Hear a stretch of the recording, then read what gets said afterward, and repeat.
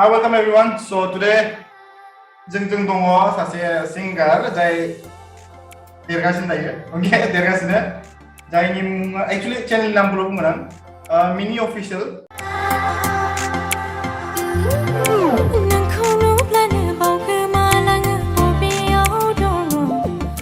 स' नोंसोर नुखांबाय खोमा बेनि सङ्सफोरखौ मेसआप सङ्स बानायो स' दिनैहाय बेखौ रिक्वेस्ट हमथाब रिक्वेस्ट खालामबाय आथिं हमहैदोंमोन आं बिनि ओमफ्रायसो फैदों बियो आयौ दिंखायो बोरै मोनखो दिनै आं लाइक पडकास्टआव फैनानै माबायदि मोनदों मोजां मोनदों मोजांखौथ' मोनखागोन माबायदि मोजां मोनखो माने नों एथ' गोजाननिफ्राय आंखौ जेनेबा आंनि बेबायदि मासाब संफोरखौहाय नुनानैहाय बिदिनो मोजां ग्र' जानायखौ नुनानै माने नों आंखौ इनभाइट खालामबायना बिनि थाखायनो नोंनिसिमबो थेंक्स आरो खालामनायनि थाखाय आंसो उल्था थेंकिउ होननांगौ नोंखौ नोंसो आंखौ थेंकिउ होनबावबाय बिराद मानसिफोरा आंनि इन्टारभिउआव फैनो इन्टारभिउ नङा एक्चुअलि पडकास्टआव फैया बिराद खमानो फैयो बाट नोङोथ' एकदम नोंखौ आं फनल' खालामबाय ओमफ्राय होनबाय गेले आंनि इन्टारभिउआव फैदो दसे एबा पडकास्टआव फै नों फैबाय बे इन्सपिरेसनखौ बबेनिफ्राय मोननाय एबा बे मेसआप सं बानायनायनि जि मटिभेट बबेनिफ्राय मोननाय माने आं सिगांनिफ्रायनो बेबायदिनो खालामनो गोसो जाखायोमोन आरोना ओमफ्रायहाय बिदिनो फरायनायबो नालाय फरायनायावहाय जेनेबा आं एसे गोसो होनो हानाय नङा होननानैहाय आं बानायथ'वाखैमोन आरो आं दाबो 2 मान्थसल' जादों आरो मास्टार सं बानायनानैहाय ओमफ्राय बेयाव गोबां मानसियानो हेफाजाब खालामदों आरोखि आंखौ आंनि लोगोफोरा माने सासे बिशाल होननाय दं आरो बिशाल होननाय लोगो दङ बेबो सापर्ट खालामदों आरो आंखौहाय ओमफ्राय ओरैहाय सासे निकुलास होननाय दङ आरो बेबो सापर्ट खालामदों आरो बियो संफोरखौथ' फार्स्ट टाइम बेखौ बेनो खालामनानै होदों आरो मास्टारखौहाय ओमफ्राय जास्ट आं खनदोंल' आरो बेनो आरो ओमफ्राय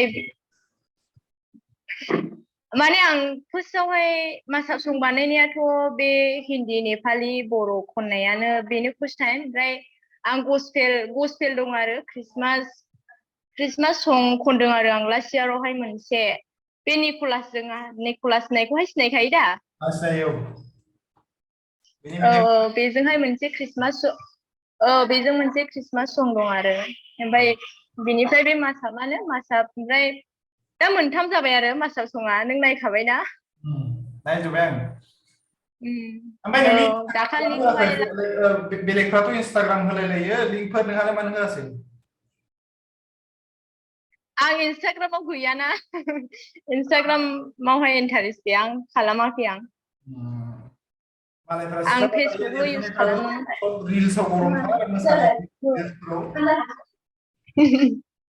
आं रोङा माने एक्टिंबो रोङा मोसानायबो रोङा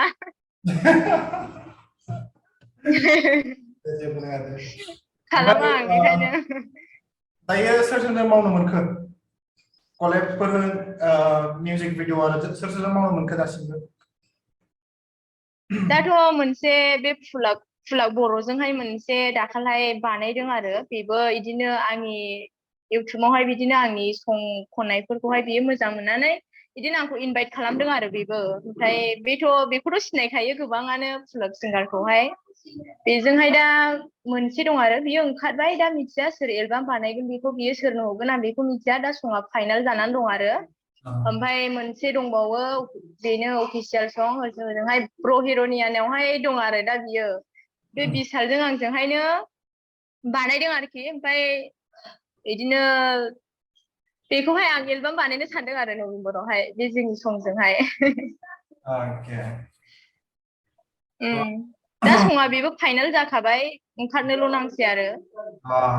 मोननै अफिसियेल सं जानानै दं आरो दा उनफ्राव बानायलांबावगोन बिदिनो नाजालांगोन आरो होमबाथ' जेनेबा नोंहा इन्सटाग्राम होआसै नालाय नोंहाथ' डिस्टार्ब जाया दां सेंग्राफोरनि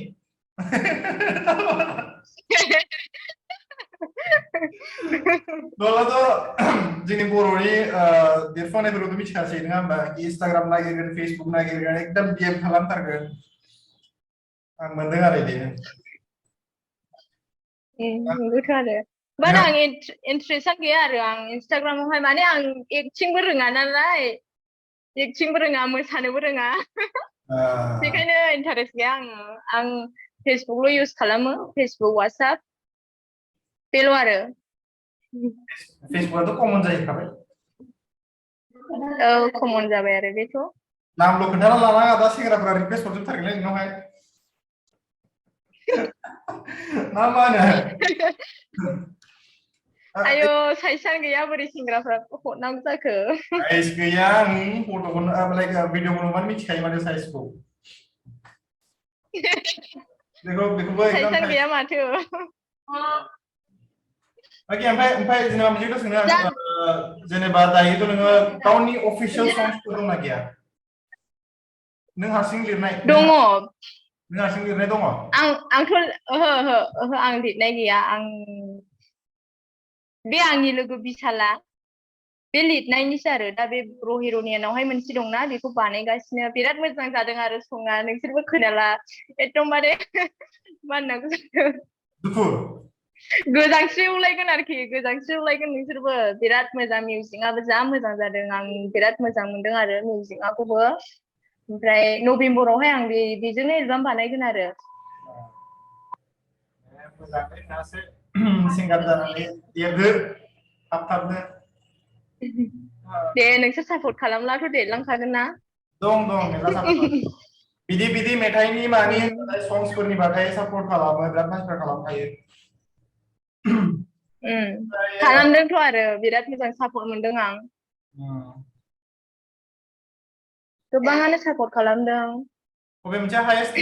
हाइएस्ट भिउस अबे मोनसे भिडिअ होदों फार्स्ट भिडिअआ ना अबे मोनसे भिडिअ हाइएस्ट बांसिन भिउस लाबोनाया अबे मोनसेया माने फार्स्ट भिडिअआथ' बिदिनो 2 weeksआवहाय माबा जादों आरो 1 लाख थांदों ओमफ्राय दानिथ' 1 weekआवनो थांदों आरो दानि बड'आ अनलि बड' नालाय दाना बे कापिल बर'नावहाय बानायनाया ओमफ्राय आं बेखौहाय बांसिन थांगोन बायदि मोनदों आरो थांनायाथ' दावखोगासिनो दङ बेखौ बांसिन थांगोन बायदि मोनदों आं जेनेबा जोङो चेक खालामो अके जेनेबा आङो मालाबा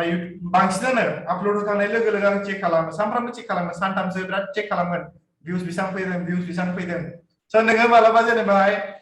नों मेथाइखौ होखांबाय एबा सङ्सखौ आपल'ड खालामखांबाय एलबाम आपल'ड खालामखांनाय चेक खालामा खालामनायालाय माथो खालामा जानो माबायदि मोनलायो जेब्ला गावनि समखौलाय खालामखागोन ना जेन'बा नों एसेसोलाबो नोंनि फिलिंसआ जेनेबा नों एकदमबारे गिनायबो मोनगोन आरो ना माबायदि फैगोन जेन'बा मोजां फैगोन ना फैया मोजां फैयाब्लाथ' जेन'बा लस जायो नालाय एकदमबारे ओमफ्राय एसे लाजिनायबो फैयो आरो बिदिनो नोंनि फिलिंसआ गाज्रि जायो बेखायनो आं बिदिनो सानसेयाव खनसेसोखौ आं चेक खालामो आरो ओमफ्राय खिन्थु आं मोजां नुयो आरोखि ना कमेन्टआबो बिराद मोजां माने गोबां मानसियानो सापर्ट खालामदों बेखायनो बे नायगिरि बिथांमोन सापर्ट खालामगिरि बिथांमोन साफ्रोमनिसिमबो आंनि गोसो गोरबोनिफ्राय गोजोननायखौ हरो आरो माने नेक्स्ट टाइम बिनिफ्राय बांसिन आरो सापर्टखौ मोनबावगोन होननानै आसा खालामो फिउचारावहाय जेनेबा देरलांबायानो देरबाथ' बिराद मानसिफ्रा कलेब खालामनो लुबैयो स' जेनेबा नोंखौहाय सोरबा होनबायानो दे नों सोरजों कलेब खालामगोन फर एग्जाम्पल लाइक जेनेबा रिमोल आदा दङ देन मिथि दङ देन मेरला दं एक्चुअलि आं सिंगारफोरखौ बारा मिथिलाय लाङा बाट स्टुडेन्ट दङ आरो जोंनि बर'आवबो सोरजों नोङो कलेब खालामगोन चान्स मोनोबा मा होनबावनो आङो सोरबाथ' माने आंथ' माने आं बिसोरखौथ' आं मोजां मोनखायो आब' मिथिखौबोलाय मोजां मोनखायो आङो बेथ' एक्ट्रेसबो जाहैबाय रिमल आदाखौबोलाय मोजां मोनखायो आङो बेनि सङा रिमल आदानि सङाथ' बिराद मोजां आरोना लाइमोनफोरनि थाखाय रमान्टिक आब' मिथिनिखौबो मोजां मोनो आङो आब' मिथिनिखौहाय नैबे दाखाल मोनसे आदा रिमलजों आब' मिथिजोंहाय मोनसे गित ओंखारदोंमोन ना सं मोनसे माने सिंगेल सं आरोखि ना बे समखौहाय बिराद मोजां मोनदों आरोखि आं गैयालाबो 100 टाइम्स जादों खोमा खोनासंनाया माने फेभरेट मोनबाथाय रिपिट खालाम खोनासङो माने नोंबो औ आंनि बायदि माथो आंबो लाइक नोंबा र' आंबो बिदिनो मोनसे संसखौ बिराद मोजां मोनबाय बा बेखौहाय आं गायजासिम खोनासंग्रा एकदम सल' दंथारो आंना ए बाखि एक्टर एक्ट्रिसफोरनावहाय आंबो बिदिनोखा मोनो मा एक्टर एक्ट्रिसफोराव सोरखौ साबसिन मोनो मा होनबावनो खोन्थादे सासेबाबोथ' थागोन एक्टर ना एक्ट्रिसफ्रा एक्टर एक्ट्रिसफ्राथ' गासैखौबो मोजां मोनो आङो जोंनि सासे बर'नि एक्टर बांसिन एक्ट्रिस फेभरेट दंना सोर फेभरेटआथ' माबा बयसफोरनिफ्राय आं आदा लिंसारखौ साबसिन मोनो आरो आदा लिंसारा आंनि फेभरेट हिर' आरो ओमफ्राय माबानिफ्राय गर्ल्सफोरनिफ्रायथ' आं माबा मा होनो आब' हेलेनाखौ साबसिन मोनो अ बियो आंनि साबसिन आरो माने नोंहाबो बे सानैया फेभरेट आरो नोंहा औ मोनसे नङाबा गासैखौबो मोजां मोनो आरो आङो मोजां मोननायालाय ओमफ्राय खिन्थु बिसोरखौ साबसिन मोनो आरो बांसिन थाखायोना औ मानसिफोरनाव बयहाबो फेभरेट मोनसे औ थाखायो औ थ' दायो बिसोरनि थाखाय मोनसे जेनेबा मोनसे बेवहाय नोङो मेथाइ खननो चान्स मोनबाय होनदो ओमफ्राय नोंबो होनबायखि मोनसे लिरिक्स लिरनो दोनबाय नों बेसेबां गोबाव लागोन लिरिक्सखौ लिरनो नायनो नायनायसै सोरखौ लानाय जायो बुंथ'नो हाया आं बेखौथ' माने आं बेयावथ' संखौथ' आं बानायलांबाय थागोन सङावहाय आं बिराद इन्टारेस्ट दं नालाय ओरैहाय एक्ट्रिसफोरावथ' आं बारा इन्टारेस्ट गैया माने आं एक्टिंबो रोङा नालाय मोसानोबो रोङा आङो बारा एक्टिभ नङा आरो आं बिदियावहाय ओमफ्राय सङावल' आं बिराद इन्टारेस्ट दं आं गोरलैनिफ्रायनो बिदिनो गिर्जा आरिफ्रावहाय गान खनखायो आरो खननायालाय ओमफ्राय आं बिदियावसो ओंखारथ'वाखैमोन आरो आङो माने फरायनायावबो एसे डिस्टार्ब जागोन गोसो होनो हानाय नङा न'खरनिफ्रायबो एसे हेंथा होयोमोन नालाय दायो इफोरखौ एसे साइडआव दोननानै एसे दायो बेखौ सोंसै आं नोंनि जेनेबा पासनि खोथाखौ सोंसै जेनेबा नोङो अबे मोनसे केटेगरिनि लाइक सानडे स्कुल हाबथाबबाय थाग्रा मानसि ना मालाबा हाबै मालाबा गोसो गैला बाद होदो इदि नामा सानडे स्कुलखौथ' आं हाबनोनो मोनाखैयानो होनजायो आरो बांद्राय माने आं न'आव थानानैहाय लेखा फरायाखै नालाय बिदिनो हस्टेल लजिं थानानै फरायनायनि नालाय बेखायनो आङो गिर्जाखौबो बांद्राय हाबबोनो मोनाखै बिदिनो सानदेआवबो आङो बिदिनो कन्टिनिउ खालामनो मोना आरो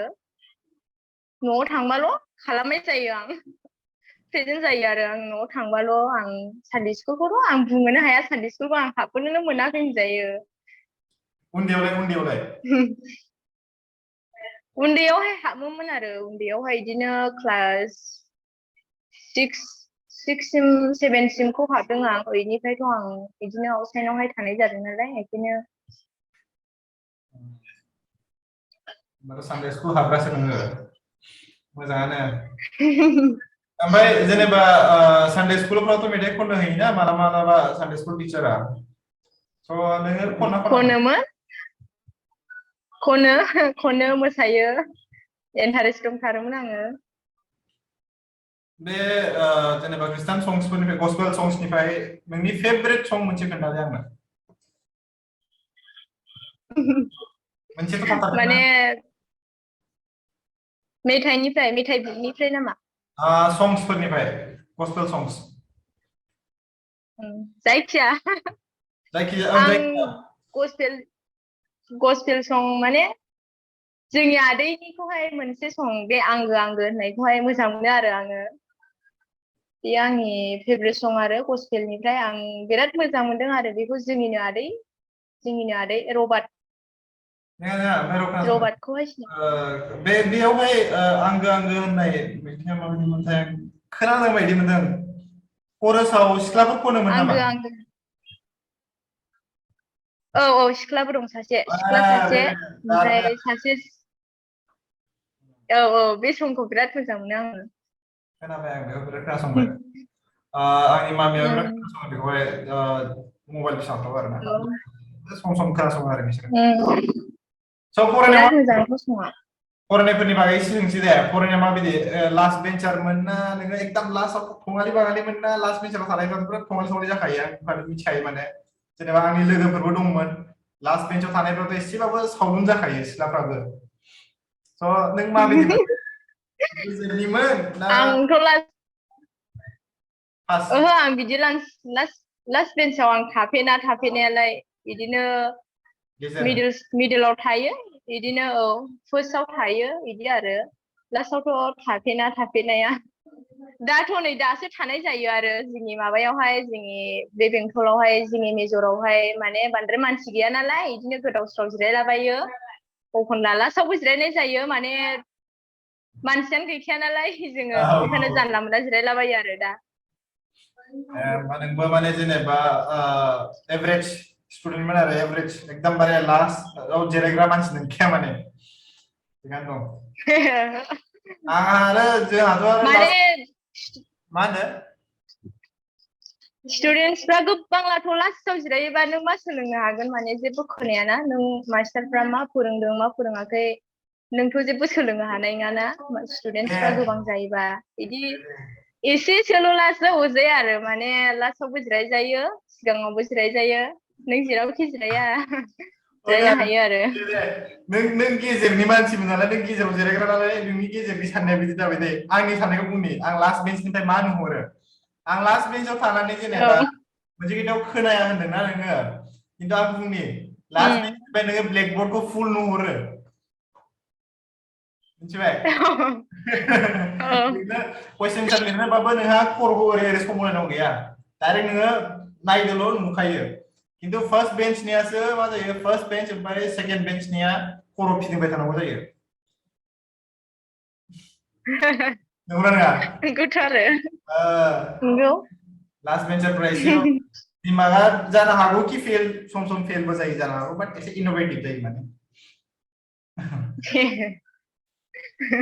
नंगौथ' आरो फानि कुइसन सोंनि आं फानि कुइसन आरोना सोंबा बोरैबासो जागोन नामा माबा सोंसै दे जेबो नङा बिगै हिसाबै सोंबाय आरो सोंदो बिगै सोंनो हाखायो बेफोरखौ स' एक्सफोर दंमोन नामा औ औ औ नों दंमोन दा सेंग्रा सिख्लानावलाय एक्सआ थाखायो थानाया थाखागोन औ बे थाखायो खिन्थु दायो जेनेबा दायो मारै मोनसे खोथायाव जेनेबा नोंनि जि एलबाम बानायो जि संसफोर बानायो बेफोरखौ नायनानै एसेबाबोथ' बोरैबा फिल खालामो बियो आं मिथिया बेखौला माने आं हमनो हालाय बेखौ टेक्सबो खालामा नामा टेक्स खालामो ना खालामा खालामा आं बुंनोसै आंनि साइडनिफ्राय जेब्ला आं फार्स्ट 5K साबस्क्राइबार्स मोनजेनदोंमोन आं दै 5K साबस्क्राइबार मोनजेननायमोन आं स' आंनि 4 years बेकनि आंनि एक्सआ कमेन्ट खालामदों कि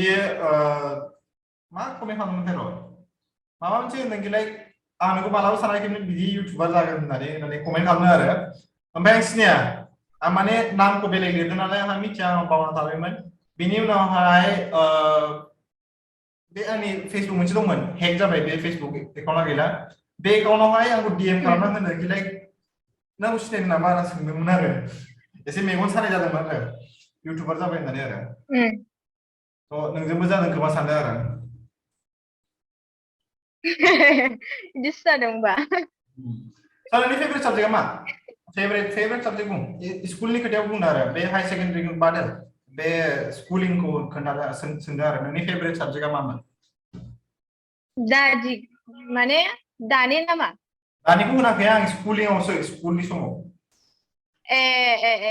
औ केमेरायालाय डाटा लिमिट जाबाय बिदिसो जाबाय अबस्थाया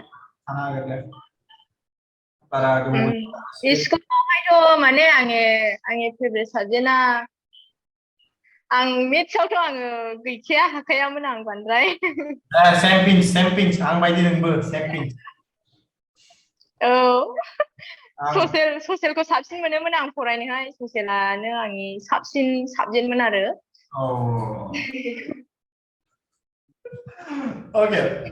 जि मिनियो गावनो बिराद मिनियो ya मिनिखादों जि माने मिनिखायो okay मा आंखौ नुनानै मिनिनो ओंखारबाय नामा okay मोनसे मेसेज हो नोंनि नों जेनेबा मोनसे मेसेज हो जाय दायो देरफुनाय गथ'फोर दायो देरफुहांगासिनो युथ्सफोर फैगासिनो स' बिसोरनि थाखाय मा मेसेज दङ नोंना नों बिसोरनि थाखाय मा मेसेज दं माने आं बे देरबोनाय गथ'फोरखौबो माने आं मोजांखौ लुबैयो आरोना जेनेबा जोंनि बर' हारियावहाय दासिमबो माने एसेबां माने इदि सिंगार जेनेबा इदिनो एक्टर इदि एक्ट्रेसफ्रा माने बहुत खम नालाय माने आं लुबैयो आरो इदि जेनेबा खननाय मानायावहाय जेन जोंनि बर' इट्सफोराबो माने दावगालांनो हायो दस्रा हारिफोरबायदि माने जोंनि बर'आबो माने बै बर'आवबो एसेबांखिनि बेबायदि सिंगार दङ बेबायदि एक्टर एक्ट्रेस दङ जेनेबा बेबायदि माने गुबुनजोंहाय सिनायजानायखौ माने आं लुबैयो आरो बे देरबोनाय गथ'फोरखौहाय माने आं बेबायदि लुबैयो आरोखि ना माने बेबायदिनो गोदाव सोराव जायालासिनो माने गावनि दंनाय टेलेन्टजोंहाय बेबायदिनो जेनेबा गाव खननो हायोब्ला दामनो देनो हायोब्ला माने बेफोरावहाय जुदि गोसो दङब्ला आरोखि ना माने बेबायदि खालामजानो लुबैयो आरो आङो माने गोदाव सोराव थायालासिनो okay so this is the end of the video by the way आं thank you होननो लुबैयो नोंखौ एटलिस्ट दसे सम होनो हाबाय आंनि पडकास्ट नालाय and आं बेखौनो लुबैयो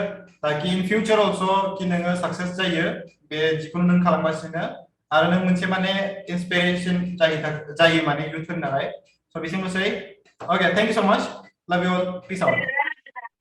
दे वेलकाम बाय बाय bye